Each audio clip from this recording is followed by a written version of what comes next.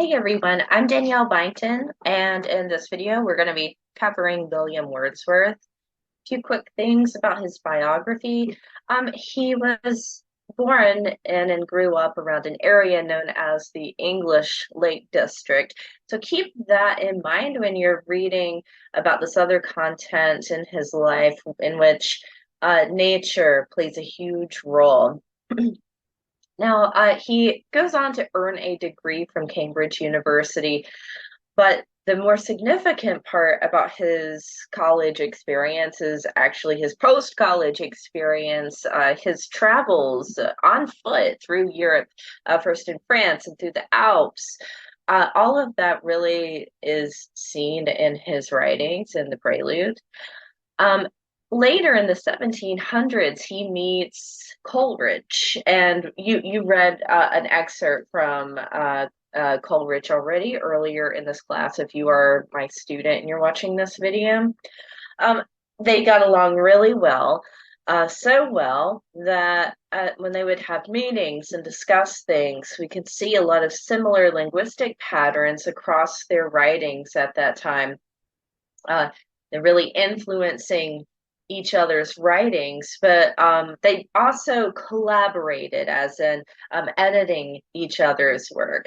Another good example of that might be someone else who's also a very famous author, of course, like Shakespeare, where we have a tendency in the 21st century to want to pinpoint authorship to just one person.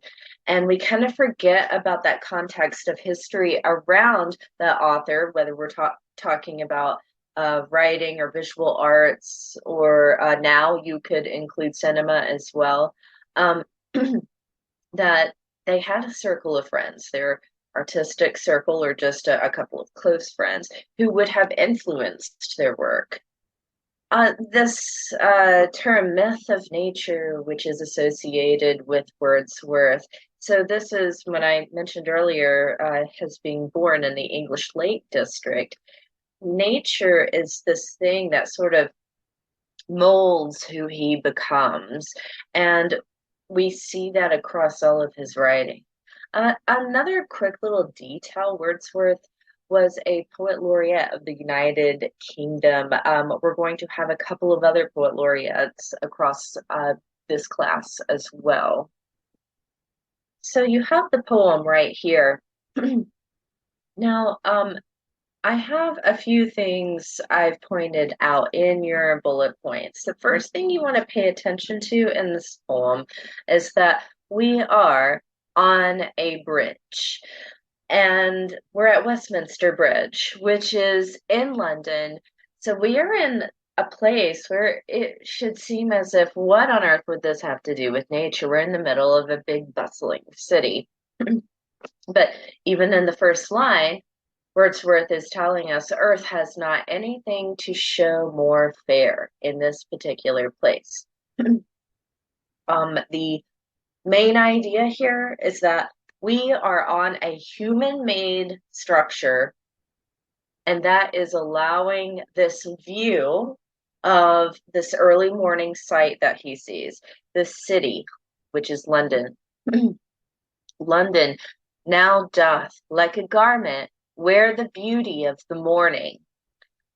So the city is wearing this beauty of the morning. So we have this conflation of the man-made place with its ships and towers and domes and theaters and temples. All of these things are a part of the bureaucracy of that goes on in human life. And Wordsworth compares these things to valley, rock, and hill, that these ships, towers, domes, theaters, and temples lie open unto the fields and to the sky, all bright and glittering in the smokeless air. They are glittering because this is the morning. And if we're visualizing morning, we should be visualizing a sunrise. And as the sun is coming up, it's hitting the tops of these buildings that would have existed at this time. We have a date, September 3rd, 1802, in the title. And so they parallel each other, the human-made structures and the naturally occurring structures. Now, on this bridge, we have a river, and this river glideth at his own sweet will. This river is the River Thames, which is running under the bridge. And the River Thames, I'm going to go to Google Maps in just a moment and show you. The River Thames plays a huge role in the shaping of the city of London and its history. So all the way back to ancient London, which would have been called Londinium.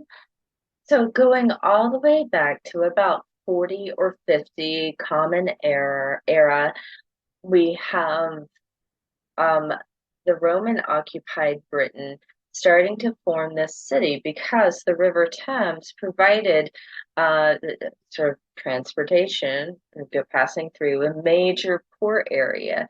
And when you have a body of water and you're a rising civilization, the body of water can help act as a way to ship and export, but also or excuse me, to import and export, and to also have sort of military guard up. So that it's a very important landmark. Now, I have a personal video in which you can see roughly what is similar to what Wordsworth might have been talking about, given we're quite a ways away from each other in time. But and this is also a different bridge that didn't even exist at the time when Wordsworth wrote his poem. But when I hit play here, and hopefully you can hear this on the video recording.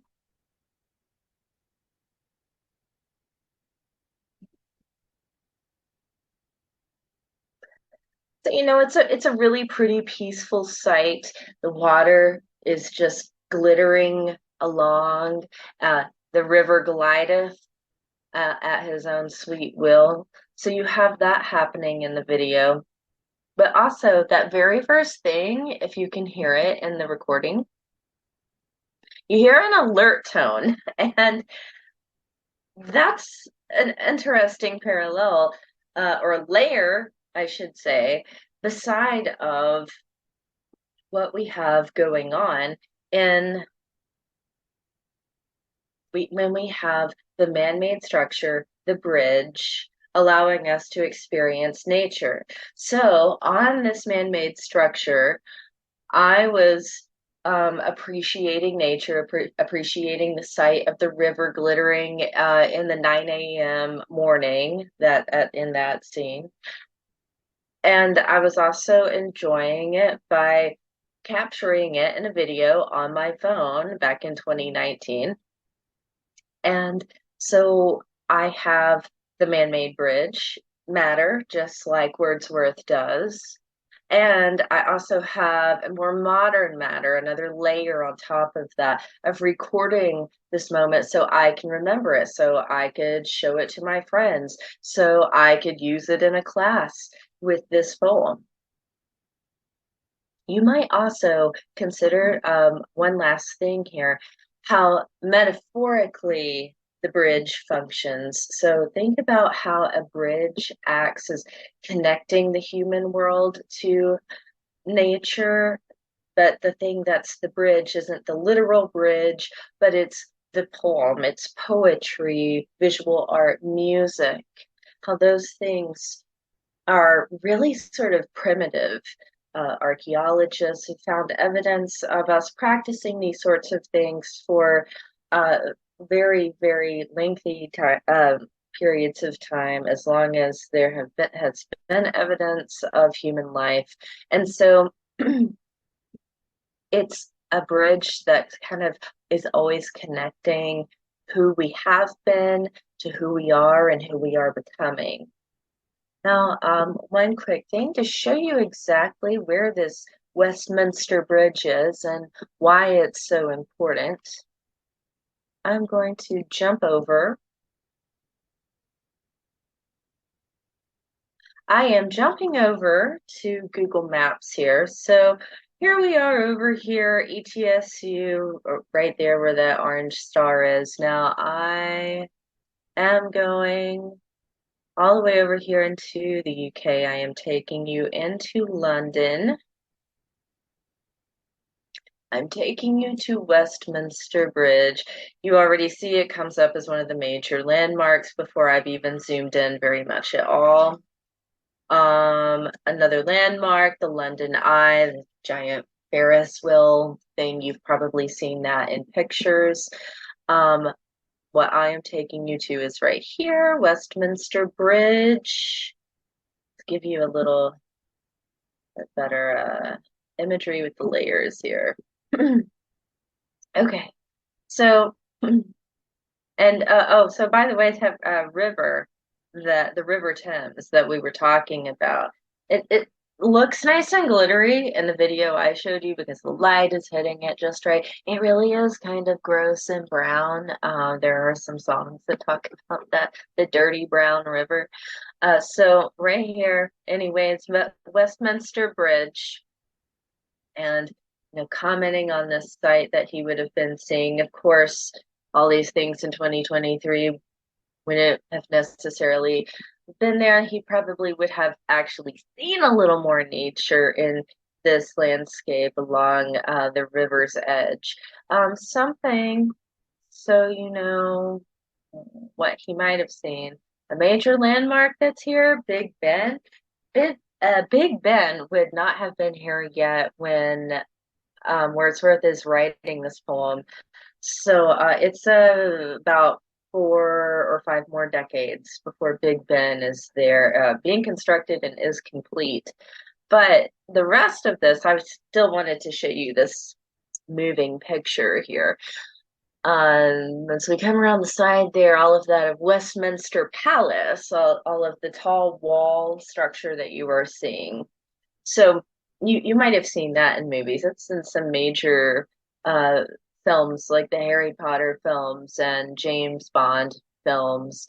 So that's a very significant landmark that some of it, as it is now, would have been similar to what Wordsworth would have seen. I love the structure and the landscape has changed, but the landmarks, the idea of what they represent is still there. This is all human bureaucracy. These are like, it's the seat of government right by this bridge.